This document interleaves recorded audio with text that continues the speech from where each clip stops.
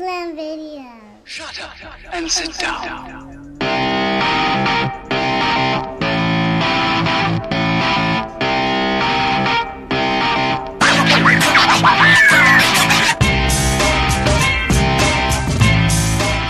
What's up, guys? Welcome back to HalferLand videos. Today I wanted to show you guys a good, cheap, affordable upgrade that you can do suspension wise. So if you're familiar with the Honda Acura lower control arms, there's one main bushing that's called the compliance bushing.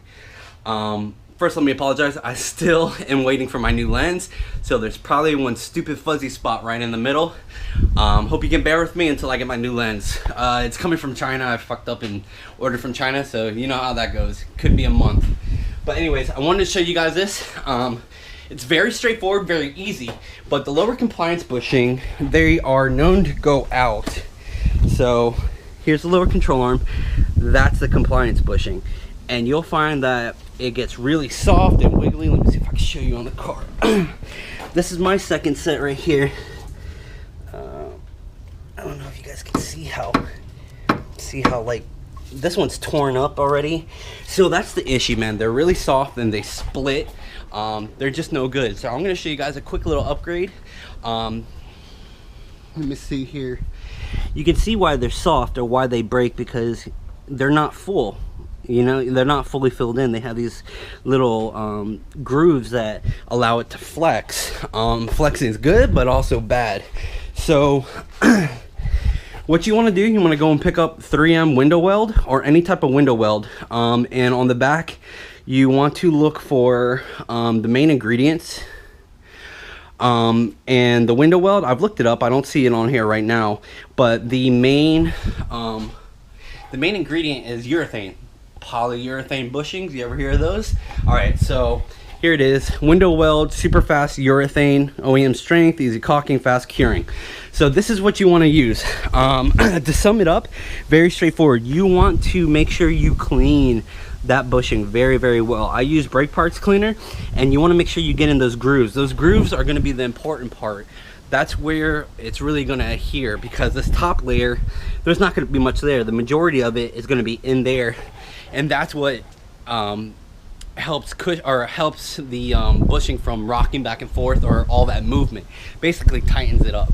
It's not going to be as tight as like a spherical bearing, but it will be pretty tight. And I've ran it.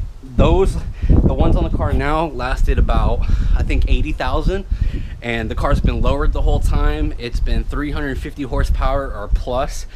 So I'm doing it now because they're shot, so I'm going to redo it. Like I said, make sure the main thing that you want to make sure is that this bushing is clean, as clean as you can get it.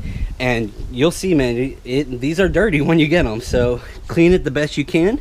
And then the next step will be, you'll need a caulk gun, and you'll need to apply the 3M into the bushing area. So I'm going to do that, and then I'm going to show you guys how it goes. Alright, so in regards to these other bushings, you can fill them, but if you look at this one, there's really not much area to fill, so I wouldn't worry about that. But on the reverse side, you can see there's a big amount of space in there, so you will want to fill that.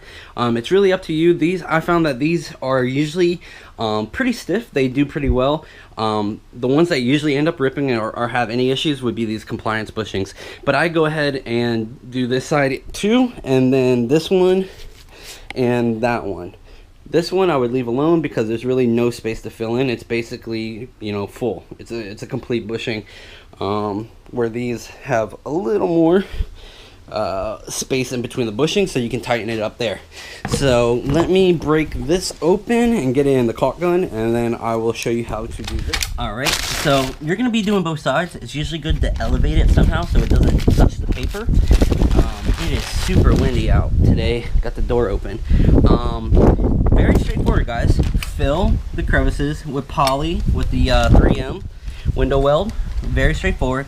And then once you do that, you are going to take, you know, you can do it with cardboard. It doesn't have to be a spatula or anything like this. And then you're just going to go and you're going to smooth it all out. And be careful, guys. This shit is super sticky. It gets on stuff everywhere. If it gets on something, it's hard to get it off, which is why I have paper here. So I'm gonna go ahead and do that, and I'll show you guys the end result. All right, it's on there now. This is just a quick rough draft. What I did, I put the nozzle down into the crevice, injected the 3M window weld. Now what I need to do, I need to smooth it out. You can do that if you have gloves. It may be easier just to smooth it with your finger. I'm probably gonna end up doing that, then ruin my spatula, which is for like drywall and shit. So let's see here. It may be beneficial to moist your finger just a little bit to make it easier to slide off of the window weld. I'm gonna go ahead and do that, and I'll show you after. All right, so here's the first side. It's not the prettiest thing. Can you get it smoother? Of course. Am I worried about it? No, it's really not visible on the car. What I do, I actually sprayed a little bit of lubricant. This is just liquid rinse, or you can do WD-40. I spray a little bit onto the spatula. First I pack it in to those crevices, and then I go around and I hold it tight against there, and I smooth it around. And I just kind of go around like that, and then I wipe off the excess and keep packing it and then smooth it around, and just repeat that for the next step, or the other side. I'm sorry, just repeat that for the other side, and that's it. I believe you have to let it dry for 48 hours, so 2 days. By far the easiest way to do this is get a new control arm. And here's the basic finished look. I don't know if you guys can see this shit. All right, so like I said, it's not the prettiest, but it does work. So that's it, guys. I'm still down here. Hope you liked the video. If you have any questions, comment below. If you like the video, thumbs up. Please subscribe. I'm gonna have more videos like this, you know, a little shorter, showing you guys how to do cool little cheaper upgrades for your vehicle.